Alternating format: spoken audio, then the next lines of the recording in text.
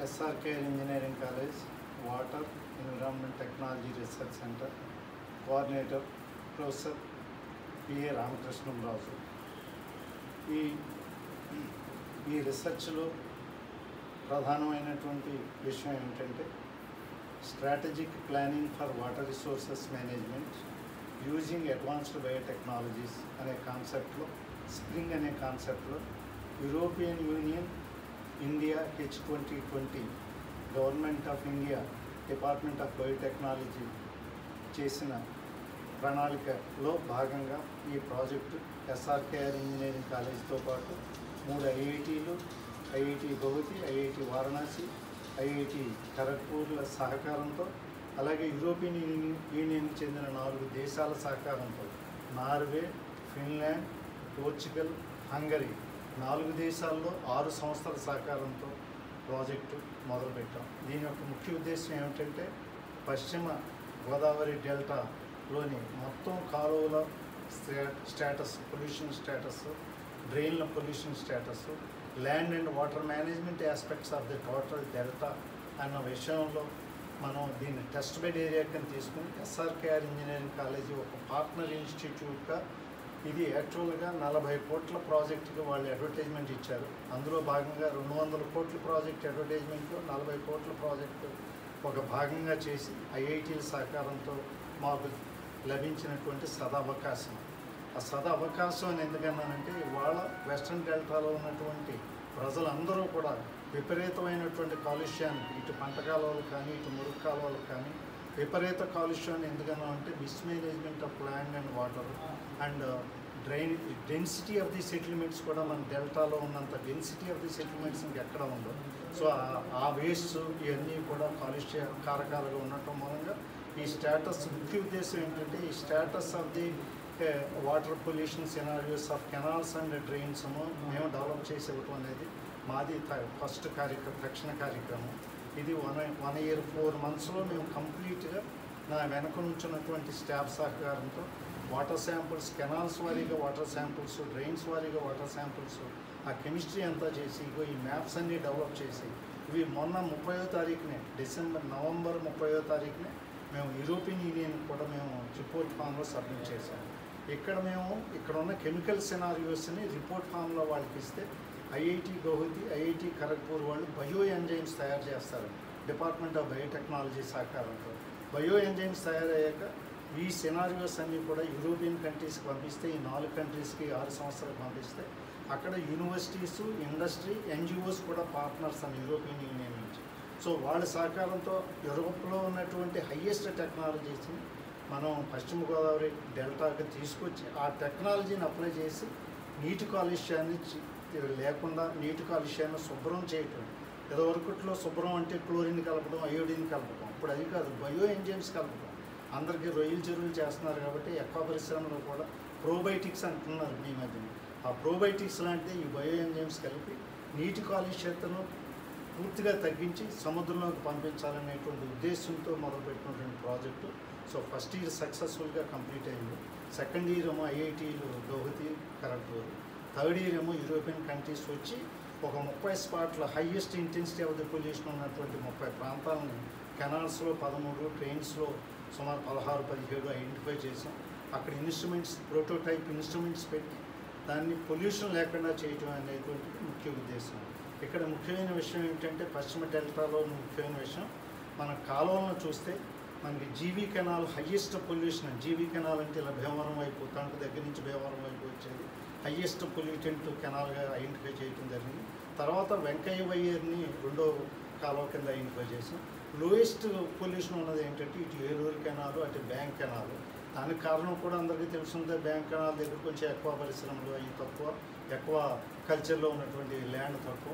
అలాగే ఏలూరు కూడా కంట్రిబ్యూషన్ పైనుంచి ఉండటం వల్ల ఏలూరు వాటర్ కూడా బాగుంది. అదే డ్రైన్లు చూసుకుంటే సముద్రంలో వదలటానికి ఒక్క డ్రైన్ ఇంచుమించుగా మేము మేజర్ కెనాల్స్ 5 ఐడెంటిఫై చేసాం.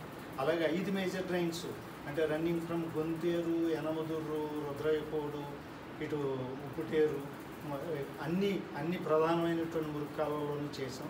వాటిలో మేము ఐడెంటిఫై చేసింది ఏంటంటే highest pollution no doubt at all Yanamadurru, ఇది ఎంచేత ఇండస్ట్రియల్ కాలుష్యం అందరికీ తెలుస్తున్నది. అసలు ఏ డ్రైన్లో నీరైనా స్టార్టింగ్ నుంచి ఎండింగ్ వరకు కూడా అసలు ముట్టుకోవడానికి వీల్లేదు విధంగా తీవ్రమైన కాలుష్యంతో ఉంది. ఇది సముద్రంలోకి అసలు వదలకూడదు. ఇంచేత సముద్రం ప్యూరెస్ట్, అందులో ఉన్న జంతువులు ప్యూర్గా ఉంటాయి. వాటి దురదృష్టం కొద్దీ మనం కాలుష్యం చేసిన నీళ్లు, ఒక డ్రాప్ నీళ్ళు కూడా మనం సముద్రంలోకి వదలటానికి అనుకూలత లేదు. ఇంచేతంటే సముద్రంలోకి వదలాలన్నా గవర్నమెంట్ ఆఫ్ ఇండియా స్టాండర్డ్స్ ఉంటాయి, వరల్డ్ హెల్త్ స్టాండర్డ్స్ ఉంటాయి.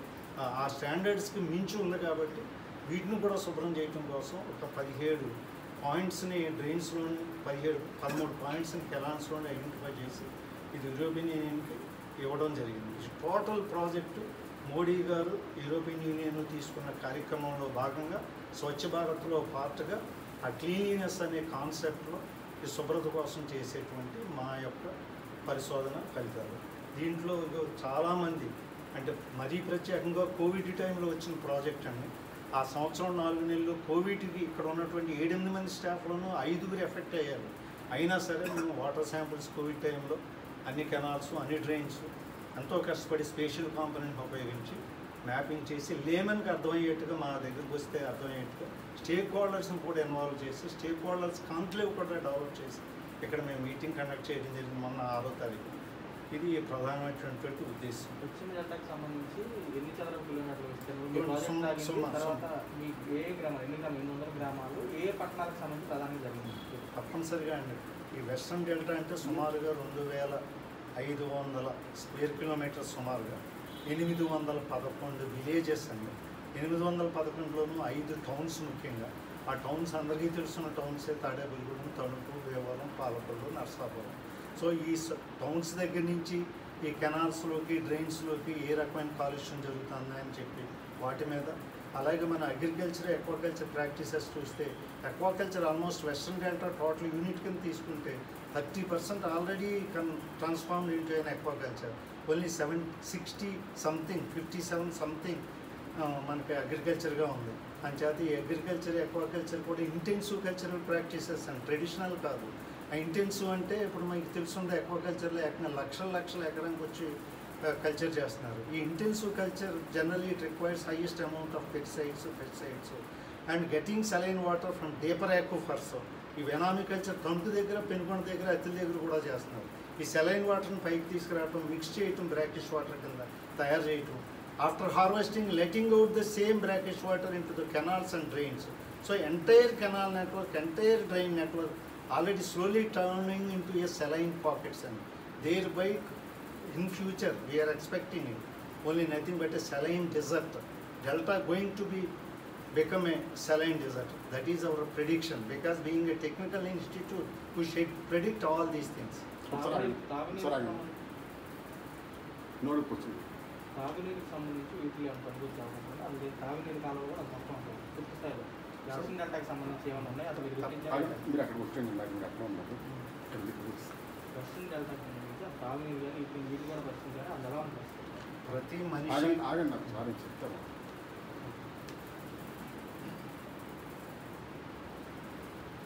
కదలకండి గ్రౌండ్ లెవెల్లో పరిస్థితి జరిపారా? మేము గ్రౌండ్ లెవెల్లో గమనించినప్పుడు కాలువల యొక్క కాలుష్య తీవ్రత ముందు మనుషులు తాగడానికి ఎలా ఉందన్నది గమనించాలి. తప్పనిసరిగా మనుషులు తాగటానికని గమనించినప్పుడు హయ్యెస్ట్ లెవెల్ ఆఫ్ కాలుష్యం అనేది న్యాచురల్గా ఇందాక నేను చెప్పిన పూర్వకాలంలో మన నీళ్లు బాగుండేవి, ఇప్పుడు బాగోట్లేదు అంటానికి కారణం ఒకటి, ప్రతి గ్రామంలో అప్పుడు 500 మంది ఉంటే ఇప్పుడున్న 2000 ఉన్నారు. 1940లో 500 మంది ఉంటే 3-4 టైమ్స్ పాపులేషన్ పెరిగింది. రిక్వైర్మెంట్ ఆఫ్ ఫుడ్ గ్రెయిన్స్ పెరిగింది. అంచేత రబీ క్రాప్ మ్యాండేటరీ అయింది. అంచేత ఫుడ్ గ్రెయిన్స్ మన పొట్టలు ఎత్తుగా ఉండాలంటే ఆటోమేటిక్గా కల్చరల్ ప్రాక్టీస్లో ఇంటెన్సివ్ కల్చర్కి వెళ్ళాలి. ఇంటెన్సివ్ అనగానే అప్లికేషన్ ఆఫ్ ఫెర్టిలైజర్ ఇవి. కానీ ఇక్కడ ఉన్న స్టేటస్ ప్రకారం చూస్తే ఏ ఒక్క డ్రాప్ కూడా మనం డైరెక్ట్గా మనం కాదు, జంతువులు తాగటానికి కూడా అనుకూలత లేనటువంటి వాటర్ కాలుష్యంతో ఉంది. దీన్ని మనం ఏం చేయాలనే ఉద్దేశంతో ఇవాళ నేను యూరోపియన్ యూనియన్ టెక్నాలజీని తీసుకొచ్చి ఈ 30 చోట్ల పెడితే భవిష్యత్తులో మంచినీళ్ళు కూడా తాగటానికి కనీసం ఇప్పుడున్న కెమికల్ ట్రీట్మెంట్ చేసుకుంటే, మినిమం ట్రీట్మెంట్ చేసుకుంటే మనం మంచినీళ్ళు తాగడానికి చాలా అనుకూలంగా మారుతుంది అనుకోవడంలో ఎటువంటి ఇది లేదు.